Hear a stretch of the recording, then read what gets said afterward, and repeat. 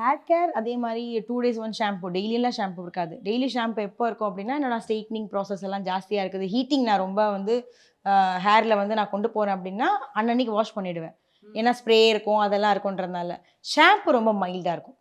Paraben free, sulphate free அந்த மாரி shampoo மட்டும் தான் நான் பார்த்து யூஸ் பண்ணுவேன். அதுவுமே டாக்டர் சஜெஸ்ட் பண்ணியிருப்பாங்க. ஸோ அத ரெகுலரா மெயின்டெயின் பண்ணிடுவேன். அது எப்படி யூஸ் பண்ணணுமோ. அண்ட் தென் ஆயிலுங்கிறது நான் கம்ப்ளீட்டா ஸ்டாப் பண்ணி 3 இயர்ஸ் ஆச்சு. அப்படியா? ஆக்சுவலா ஒரு உண்மை என்னன்னா, எனக்கு தெரிஞ்சு ஆயில்னால ஹேர் க்ரோ ஆகுறதுங்கிறது கிடையாது தான். அது உண்மை. ஏன்னா நான் ஆயில் எல்லாம் வைக்கும்போது இல்லாத ஒரு விஷயம், ஆயில் ஸ்டாப் பண்ணதுக்கு அப்புறமும் அந்த வளரதான் செய்யுது.